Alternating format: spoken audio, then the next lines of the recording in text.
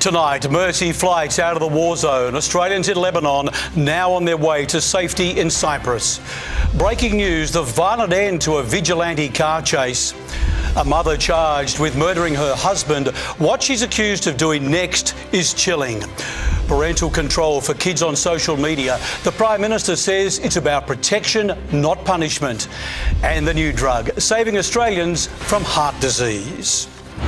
Live from Brisbane, 7 News with Steve Titmus. Good evening. As we go to air tonight, hundreds of Australians are on board evacuation flights escaping war-torn Beirut. But thousands remain stranded as shelling continues across Lebanon, blocking many of the roads leading to its airport. Beirut blasted with danger closing in on its main gateway to safety.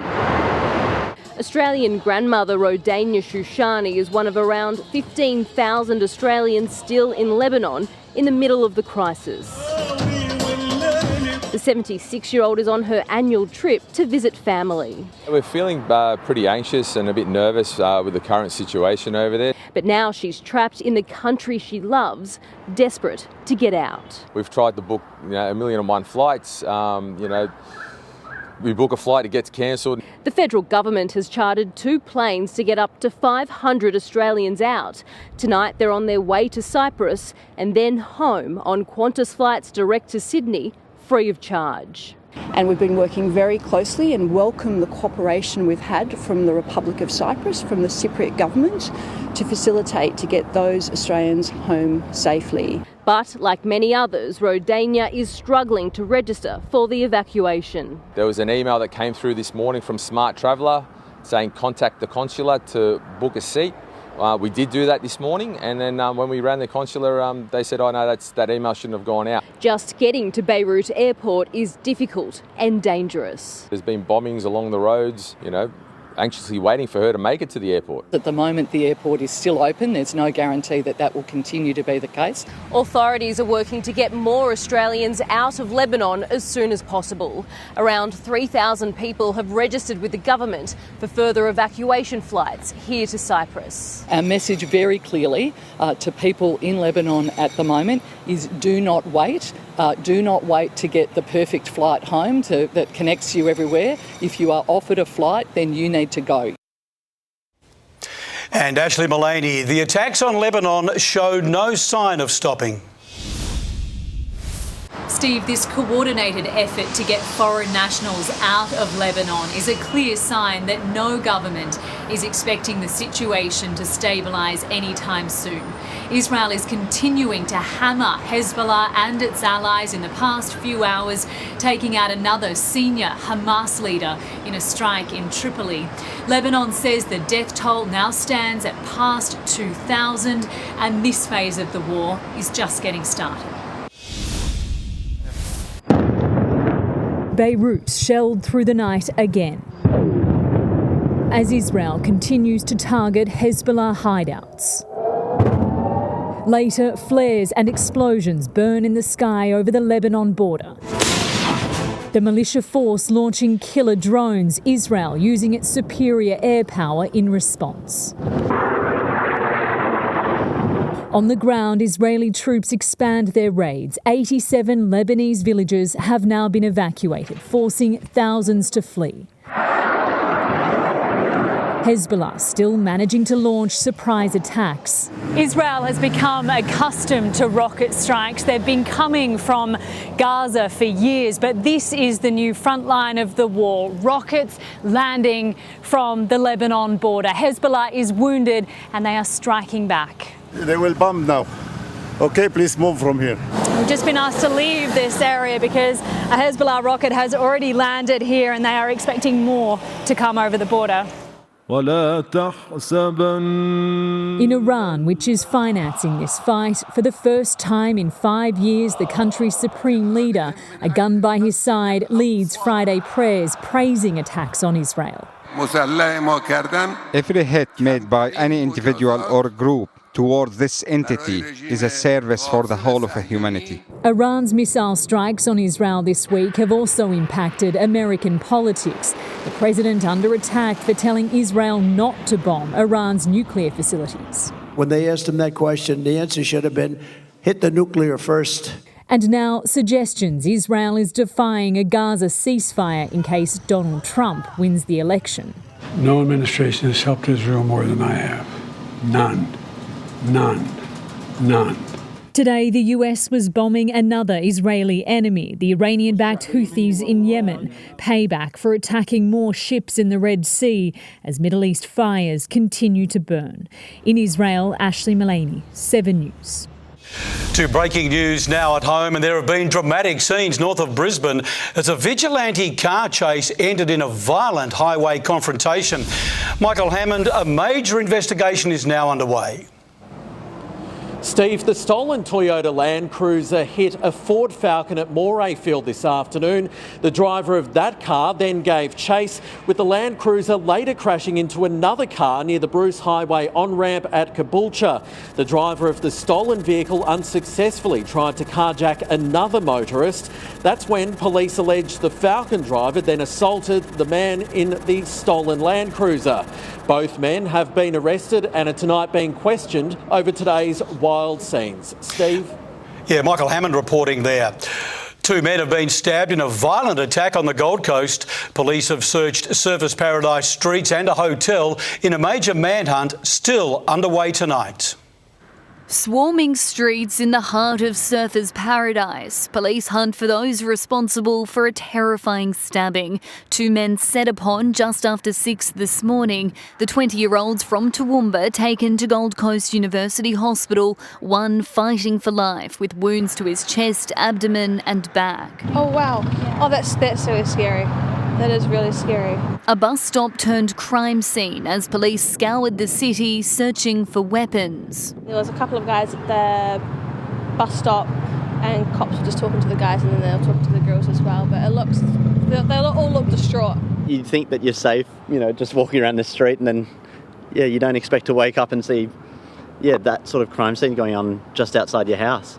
Or hotel. Evidence bags were taken into this apartment building while investigators questioned those outside. Neighbours told 7 News they heard a loud bang like a gunshot, as well as fighting and someone yelling, "Get off the streets." One local says a group was found hiding behind her car. Police this afternoon released images of 2 wanted men, urging anyone who recognises them to come forward. The man who suffered multiple stab wounds remains here in the Gold Coast University Hospital tonight.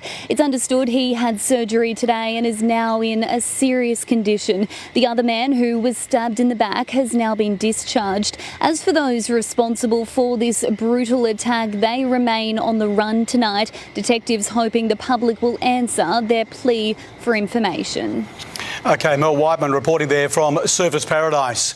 David Crisafulli has refused to be drawn on whether the LNP should return thousands of dollars donated by a party official who was charged with assault. The opposition leader is being accused of double standards as he campaigns on a platform of putting victims first. Steering the LNP ship, he's the favourite to win the election. But on board with the skipper, David Crisafulli plays it safe in Moreton Bay and declines to take the helm. You can drive a tractor, you can drive this. In a bid to stop rubbish from polluting the picturesque waters, he's announced $35 million to clean up the stormwater network. It'll remove about 6,000 wheelie bins of rubbish every single year flowing into the Moreton Bay. But it hasn't all been smooth sailing, with the opposition leader dodging questions about cash flowing to the party from former Barron River MP and party official Michael Trout, who's accused of assaulting a Cairns couple. He denies the allegations. Mr Trout has stood aside from all duties in the party, and there is a court case to determine his guilt or innocence. But would you consider returning the donation until the court case is done? No, let's have a look at what happened in the court case. Electoral Commission records revealed Trout made a non-political donation to the LNP of $17,500 in late July. It means the money can be used for administrative reasons but not campaigning. What's that money being used for? Just let's see what comes of the court case. Well, boy, the LNP really go from tough on crime to soft on crime pretty quickly, don't they? Cracking down on crime is at the forefront of David Crisafulli's agenda. We're also focused on dealing with crime at all ends of the spectrum. After declaring he'd resign if crime victim numbers failed to decline under his leadership. I saw David Crisafulli saying he wouldn't comment until the court was decided. Well, he's never shown that kind of restraint before. In the hotly contested seat of Gavin, LNP candidate Bianca Stone arrived on the doorstep of the Housing Minister's announcement. It just so happens that I was going in here to do a mobile office to speak to people. By chance, it was 10 o'clock and we were here. Almost crossing paths, but Megan Scanlon heads in the opposite direction, waiting until it's clear Labor's rising star is the party's only MP on the Gold Coast. I've never taken my community for granted. Every election has a different contest. Announcing an extra 200 social and affordable homes from Nerang to Southport. I have used those fast-track ministerial powers to make sure we get projects up off the ground and running. For years, the government has argued it's pulling every lever, but housing remains a pressure point for Labor as suburbs burst at the seams. Our target is 1 million additional homes by 2042. Battling to build more homes for the battlers. Marlena Wapp, 7 News. Let's now bring in Rachel Baxter. And Rachel, Queenslanders are still waiting for the opposition to provide answers on a key issue. They certainly are, Steve. Good evening to you. This afternoon, David Crisafulli announced $1 million to upgrade some women's change rooms at the Redlands cricket facility, but it's not the kind of sporting announcement that Queenslanders are hoping to get more information on. The LNP leader has still remained pretty tight-lipped on his plans for the Olympics. We know that he doesn't want a new stadium. We know that he doesn't want to spend $1.5 billion on upgrading QSAC, which is, of course, Labor's plan. Instead, he says he will spend 100 days figuring out the plan if he's elected on October 26th. The Treasurer this afternoon wasn't buying it. He's been all over the shop when it comes to the Olympics. How can he possibly deliver anything further for the Olympics if he can't deliver the current election commitments? Now, Labor wouldn't exactly be winning any gold medals when it comes to their Olympics planning either. With so many changes, the Premier this week was asked whether or not he thinks he's done a good job in terms of planning for the Olympics and the stadiums. And Steve, he wasn't really able to answer that question. OK, thank you. Rachel Baxter reporting there from Parliament. Well, Queensland's Police Commissioner is calling for greater powers as part of his plans to clean up the service. Anna McGraw joins me now. And Anna, he wants no confidence powers. Well, Steve, Commissioner Golczewski says he wants the ability to sack bad cops on the spot and wants officers to be able to work past the age of 60. Steve Golczewski says these powers are part of his plans for greater reform. Now, former Commissioner Katarina Carroll previously called for the same, but backflipped following pressure from the police union, who doesn't support these powers. Now, it's up to the government of the day to make these changes. The Labor Party today has already ruled it out if they were to form government. However, though, the LNP hasn't and wants to hear from officers to see what they think. But, Steve, it will depend on who triumphs at the polls on October 26. Interesting times, Anna. Thank you very much. A Sydney mother of 8 is accused of murdering her husband and dismembering his body. Officers arrested her in their family home, where she went to great lengths to cover up the gruesome crime. Mamdouh Nufel allegedly murdered by his own wife in their family home in the most gruesome way. The murder is brutal, but it's also macabre and bizarre. She butchered and dismembered his body. Detectives swarming the Juno Parade home in Greenacre yesterday, looking for DNA, ripping up new floorboards they say were installed to cover up the killing.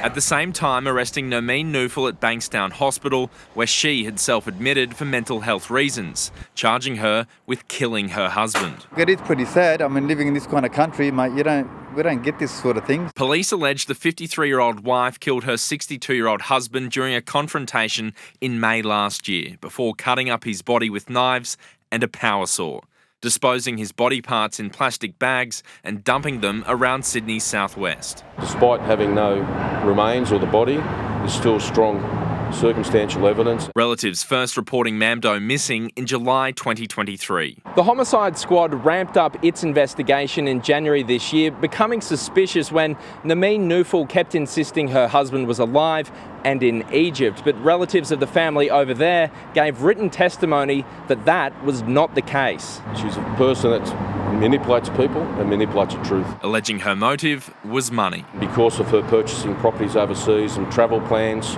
we decided to act. Nameen Nuful refused bail to face court again in December. Her 8 adult children now without a father. It makes my heart really sad. Josh Martin, 7 News.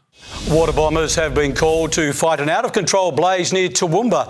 Firefighters were back burning in Flagstone Creek when the fire jumped containment lines and came close to properties. 6 crews are still there back burning, but the blaze is under control. Residents are being asked to keep their windows closed with heavy smoke in the area. Hundreds of worshippers took to the streets in Sydney today for a chance to meet the head of the Greek Orthodox Church. The influential world leader is undertaking a once-in-a-generation trip to mark 100 years since the church was established in Australia. The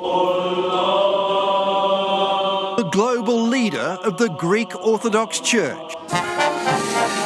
His All Holiness Ecumenical Patriarch Bartholomew. He's our patriarch. He's the king of our religion. His first visit to Australia in 28 years. That was before we were born. It's exciting that he's finally come and we get to meet him. In Redfern, a traditional church procession to a traditional Australian welcome. We're all excited. We are 3rd and 4th generation Greeks here in Australia. A 2-week tour marking the centenary of the Orthodox Church in Australia, treated as the visit of a head of state. The faith that you lead of some 250 million people. Known as the Green Patriarch, His All Holiness has been a leader in pushing environmental issues, but it's his appeals for peace that seem to be well-timed. As political leaders deal with growing tensions. When we look around the world today, these values have never been more relevant or more vital. There's a lot of unrest around the world. It's very sad. I just hope that people see this and that they can come together. The Prime Minister announcing $25 million to upgrade the Orthodox Cathedral before later hosting the church's international leader at his Kirribilli home. Chris Marr, 7 News. OK, now let's take a look at the weather. And Michelle, I was comfortable earlier in my shorts and thongs. That sounds about right, Steve. After a cool start, it was spring, dressed up as summer. Brisbane and the Sunshine Coast reached 29 degrees. Then this afternoon, storms fired up. A trough sent a line of thunderstorms ahead of it from Mount Isa all the way down to the Granite Belt, but bringing more wind than rain. There are more storms on the way. Details soon, Steve. OK, we'll catch you soon. Thank you very much for that. Ahead, a social media shake-up, the promise of new rules and age barriers for kids, why Queensland charities are pleading for a fundraising crackdown, a car out of control near a children's playground, and the new cheaper drug cutting the risk of heart disease. On 7 News next week, travel internationally for less, like never before. Exclusive details, the new way to fly anywhere in the world for more than half price off. All you have to do, help on board. Only on 7 News next week.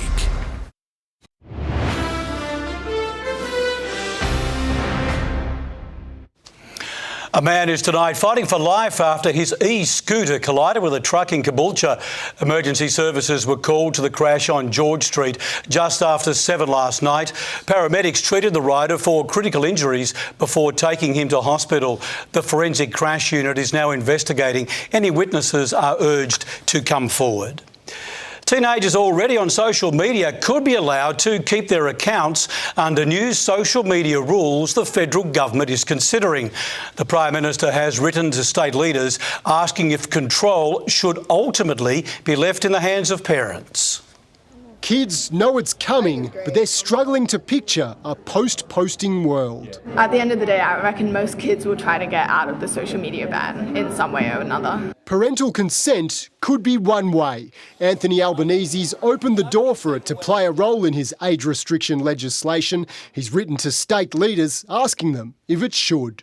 We don't want to punish young people, but we really want to protect young people from the harms that we all know that social media does. The PM also asking if there should be exemptions, should kids who already have accounts be allowed to keep them, and what the age limit should be. I want a national age restriction when it comes to social media. That's far better than a state-by-state haphazard approach. I think it should be banned for those under 14. We don't have a set position yet. I really just think we need to leave this up to the experts. The Victorian state government has indicated support for an age limit of 14. Experts say whatever age limit's introduced, the key to reducing harm from social media actually lies with parents, making sure education about online habits starts at a young age. We need to look at what our screen time usage before we jump in and start limiting our own children's screen usage. We need children to have some skills so that when they're older, they're able to manage. That's a world kids can picture. I don't think it's possible to completely shut it off, but I do think it's possible to filter it out. Rory Campbell, 7 News. Daylight saving begins tomorrow for New South Wales, the ACT, South Australia, Victoria and Tasmania. Residents there will wind their clocks forward at 2 a.m. our time, putting them 1 hour ahead of the Sunshine State. South Australia will be half an hour ahead. Queensland voted against daylight saving in a referendum in 1992. It's no ordinary classroom. Next, the southeast schools diverting at-risk kids from a life of crime. A 10-year-old's playground rampage in a stolen car. Supers suffering. The shocking state of retirement funds for carers. And the remarkable piece of war history discovered.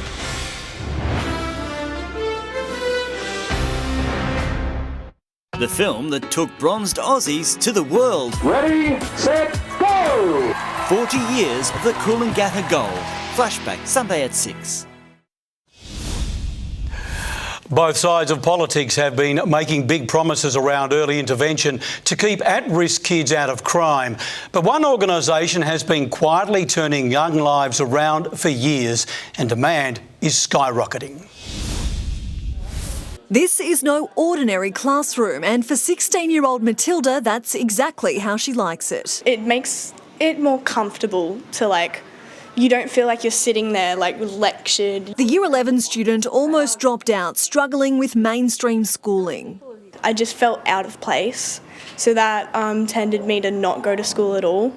And I just stopped and gave up entirely. We always see behaviour as a language, and we want to understand what it is that they're struggling with. Y Schools, part of YMCA, does things differently. A youth worker sits in every class. Wellbeing is prioritised to the same level as learning. And for senior years, the focus shifts. Alongside maths and English is career pathways and a subject focused on body, mind and spirit. Walking through here, knowing the teachers and knowing the support systems we have, best decision ever. We always like to think that we give our young people a life of choice and not chance. A choice more students want to have. 11 campuses and more than 900 students, but the waiting list keeps growing. Early intervention through schooling has become a focal point this election to steer kids back to class and out of a life of crime. They never would have been able to obtain jobs or to hold down jobs and get into great lifelong professions. Students leave with either a certificate of education, an apprenticeship or traineeship, as well as life skills, better preparing them for adulthood. And there's hope of expansion. A campus at the Sunshine Coast and a campus possibly in Townsville. It's more like a family than a school. When belonging can be all it takes. Jacqueline Robson, 7 News. Now, we've got more breaking news for you, and hundreds of Australians are now one step closer to escaping war in Lebanon. Natasha Squarey has the breaking developments. Well, Steve, the first of 2 evacuation flights has just landed here in Cyprus. It's carrying Australians who've been stranded in Lebanon. The government says they're bringing up to 500 passengers here, but we won't know if all of those seats were filled until they disembark. From here, they'll be checked and processed and then taken to secure accommodation. Hopefully they'll only be here for around 12 to 24 hours before Qantas flies them home free of charge. Those flights will leave here on Monday and Wednesday. The government is planning more chartered flights out of Lebanon in the coming days. Natasha Squarey there with the latest. US President Joe Biden has warned violence could follow next month's election as Donald Trump claims the vote could be beset by cheating. Some analysts are expecting the tightest finish in a generation. I'm confident it'll be free and fair. I don't know whether it will be peaceful. Elon Musk is preparing to appear at a Trump rally in Pennsylvania, the same state where the Republican nominee suffered an attempt on his life. Meanwhile, the Democrats have confirmed Barack Obama will campaign alongside Kamala Harris next month. Queensland charities are calling for a crackdown on private businesses running raffles for a profit. They say they're missing out and it's undermining their own fundraising efforts. A ticket to a new life. Someone will win this $3.4 million Marta prize home package. A chance at winning big and help a Brisbane charity. But some of them say they're being undermined by private companies trying to make a profit. It's hard to say what money goes to the charity or the very, very small percentage of money goes to a charity. Advertising prize draws online, but selling memberships rather than tickets. When you choose that ticket, everyone pays the same price and has the same number of chances to win in the draw. The Office of Liquor and Gaming Regulation says private businesses can conduct promotional games or trade, but only to promote their goods and services by offering people free entry into a competition. It doesn't have any policing. You could lose your money and it will be almost impossible to recover. Charities say there needs to be more regulation around what they do online. The government needs to protect consumers. The Department of Justice says it's investigating concerns around private businesses potentially disguising pay-to-enter games as trading promotions. It was unable to comment on any potential reforms. A $16 million loss for charities trying to do some good. Elise Holden, 7 News. Let's go back overseas and sorry, not sorry. That's what Boris Johnson says. The former UK Prime Minister revealing his one regret from a tumultuous 3-year reign was apologising for those COVID lockdown parties. I really don't think that those officials thought that they were setting out to break the rules. But they were breaking the rules. They thought that they were doing something. They were working round the clock. Any controversy only likely to help sales on his new memoir titled Unleashed. A 10-year-old driver has given parents, children and police a real scare after speeding through a park in the US. The car gets closer and closer to a busy playground. Local school staff acting quickly to protect little ones. The terrifying close call, no laughing matter. The vehicle was stolen and the underage driver was arrested. A serious IT system breach for the flying kangaroo. Qantas customers caught up in a frequent flyer cyber theft. Details ahead. How taking time out from work can cost a fortune in retirement. And the Aussie TV classic returning to our screens tonight.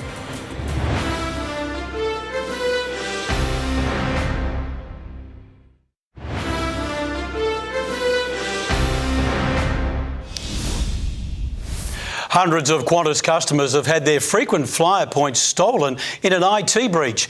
2 third-party airport contractors in India accessed and adjusted the bookings of around 800 customers.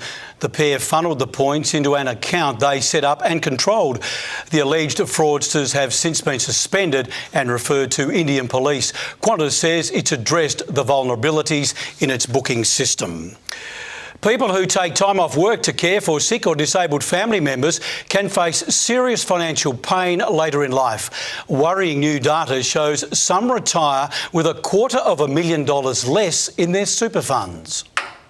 19-year-old Jacqueline DeManuel balances study, work and looking after her two brothers, and being a carer could leave her with $250,000 less in retirement. A caring role isn't something that will miraculously end in the next 20 years, so there's even more income that would be missed out after that. For Australia's 2.7 million caregivers, losing income also means losing super. With the reduction in income, so too is there a corresponding reduction in superannuation contributions, and that over the long time can be significant. Vanguard crunched the numbers for workers on a median wage and found a 25-year-old could be almost $13,000 worse off if they take 1 year of carers leave. A 35-year-old could lose a little over $14,000 and a 45-year-old is likely to miss out on $11,500.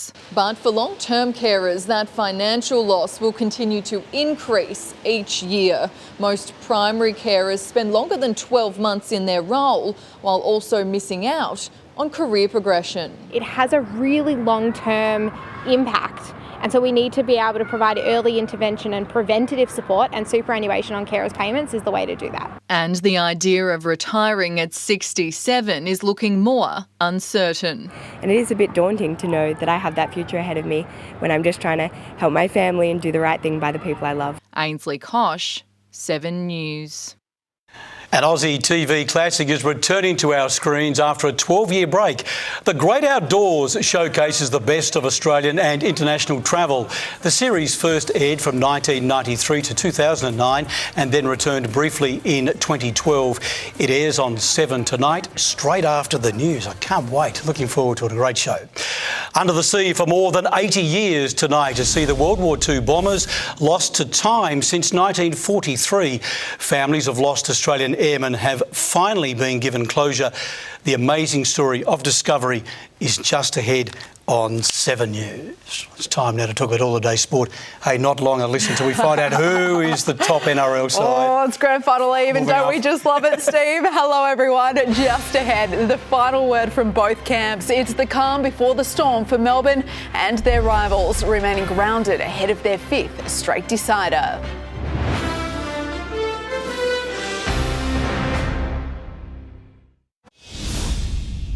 The stage is set for an epic title fight. The Panthers are playing for history and 4 straight premierships. The Storm staking their claim as the greatest of the NRL era.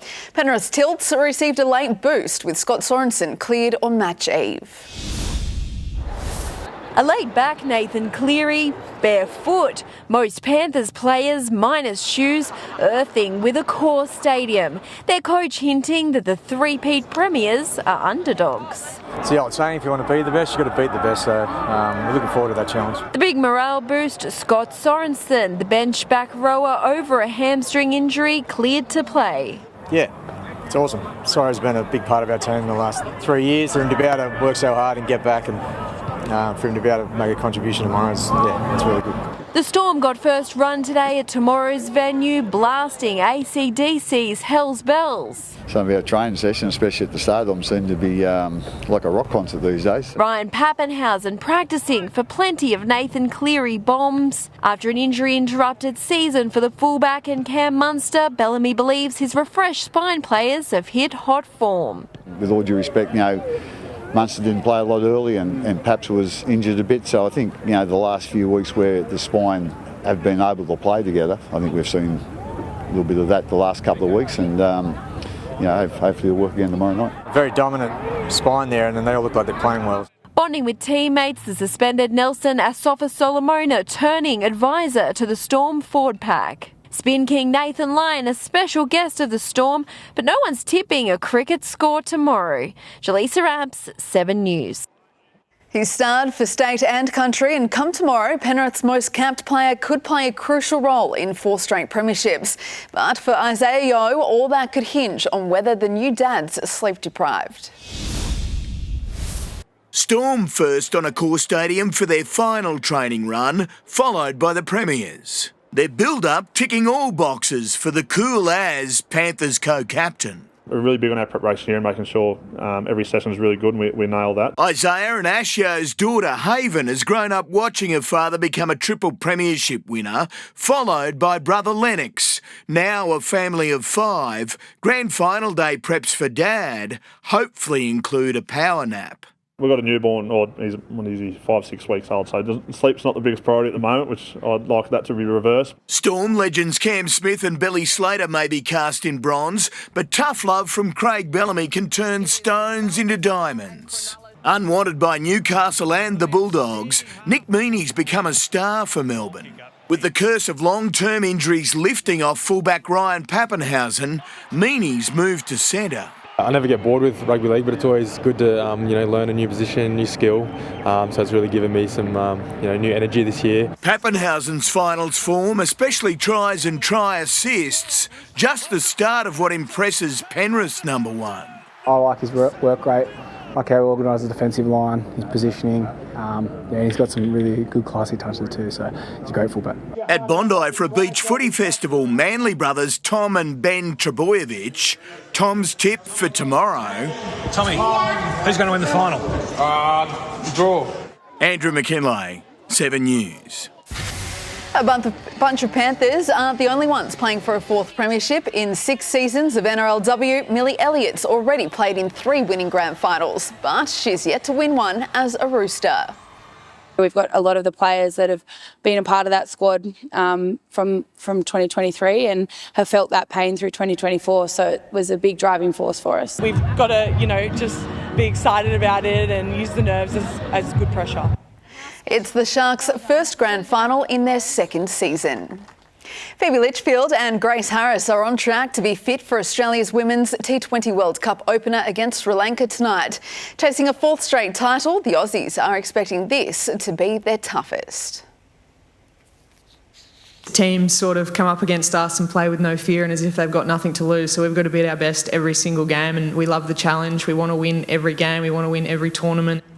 New Zealand began their World Cup with a 58-run belting of India. South Africa demolished the West Indies by 10 wickets. Things got heated between the Taipans and the Jack Jumpers in their 90 to 78 point win in the NBL last night. Edwards are into it. Gonna make it worse. Paris Olympian Will Magnay's in hot water for grabbing Cairns import Rob Edwards by the throat in retaliation. Argy-bargy there, but Lions, the AFLW team, they're playing after news tonight. They're heading for their 6th win in a row. Cannot wait for that one. No They're pressure. on fire. No pressure. Go the Storm. Yes. Oh, Panthers. Thanks, Alyssa. Well, there's been an emotional service for the families of 2 Australian aircrews killed in World War II. The wreckage of their planes has only recently been found and recovered off Papua New Guinea, ending an 81-year search. For 94-year-old Don Williams, finally a chance to properly farewell his brother Harley. A final resting place. We know where he is now. Harley, one of 4 aircrew killed when their Beaufort bomber was shot down off PNG 81 years ago.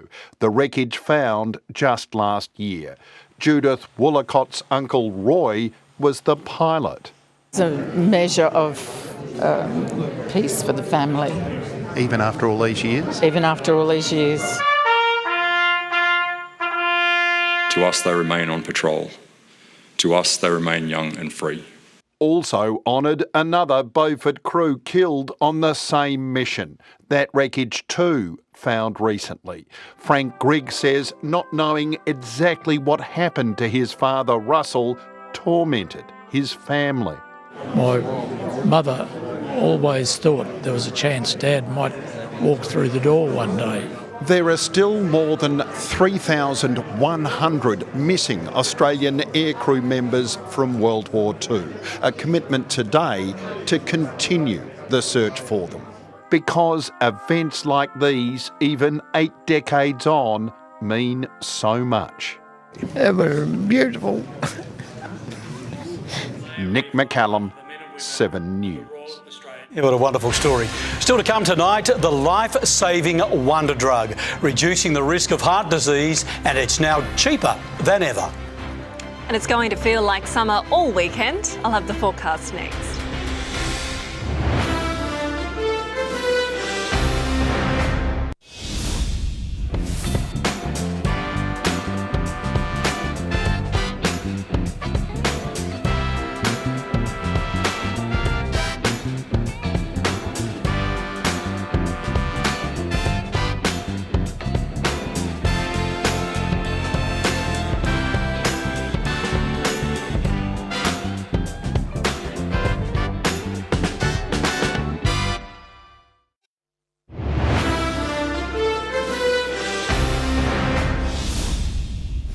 A new medication slashing the risk of heart attack and stroke is being hailed as a great advance for treatment and prevention. Known as superfish oil, Vascepa is now available to more Australians at a much cheaper price. Torsten Chudziak was only 32 when he had a heart attack. I just had a lot of pain in my chest, and I actually thought it was due to having a quite a big night the night before. At 55, Ziggy's dad is among 1 in 6 Australians who suffer cardiovascular disease. He has his cholesterol and triglyceride levels checked regularly. I take essentially 5 medications a day, and it's generally about trying to maintain as a healthier living as you can do. The omega-3 fatty acid tablets have been available in the US since 2020. It targets triglycerides, disused calories the body stores in fat cells, reducing blood clots and blood vessel inflammation. We've been really waiting for it to come to Australia. Heart disease doesn't discriminate. Whether you're young or old, whether you're overweight, whether you're thin. Vascepa is a treatment and prevention and is only prescribed to people who've already suffered a heart attack or stroke. About 1 in 3 people who suffer a heart attack or stroke will go on to have a second event within 7 years. It will benefit more than 10,000 patients every single year. The PBS reducing the cost of one prescription from $154 to $32. Anything that we can do from a prevention perspective should translate to benefits in terms of the hospital system itself. Hayden Nelson, 7 News. Weather time now, and Michelle, well, it's warmed up in time for the weekend. Steve, today was another spring stunner, and it started with more sightings of the comet that's visible at the moment, captured here at Wellington Point in the pre-dawn sunlight. Beautiful. The southeast dialed up the sunshine and the heat to kick off the first weekend of October. Maximums were above average, 12 to 29 degrees on the Sunshine Coast.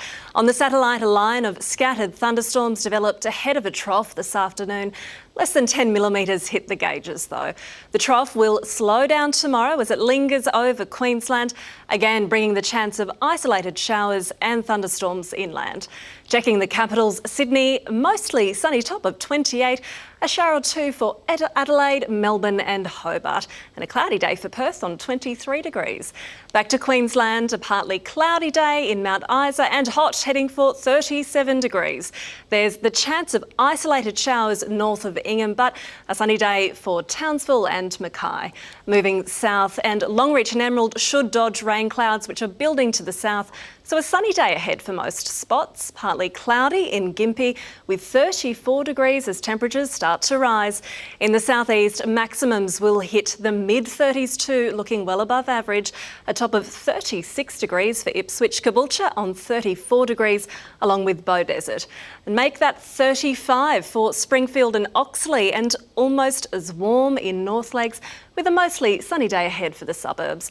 Boaties, there's a strong wind warning with northerlies reaching 30 knots in the eastern parts of Moreton Bay in the morning. In Brisbane tomorrow, the weekend weather really switches into summer mode with 19 to 33 degrees. The heat hangs around with another partly cloudy day on Monday, and after that, a stronger trough comes into play, and that will bring the chance of thunderstorms on Tuesday. Thunderstorms are expected to fire up in Ipswich too on Tuesday. We're expecting a top of 35 degrees then. It'll be 31 on the Gold Coast Tuesday. Then after that, we're expecting a significant drop in the maximums. top of 22 on Wednesday. On the Sunshine Coast, now this is where we could see the most rain, with storms on the forecast Tuesday, Wednesday and Thursday. And Steve, temperatures in the 30s, thunderstorms on the forecast. It sounds to me like storm season is making itself known. Yes, it is nice and warm though. Thanks very much for that, Michelle, and that is all for this Saturday. Thanks for your company. Updates throughout the evening. On behalf of the team, I'm Steve Titmus. Good night. The 7 News app will give you the news you want. Download now.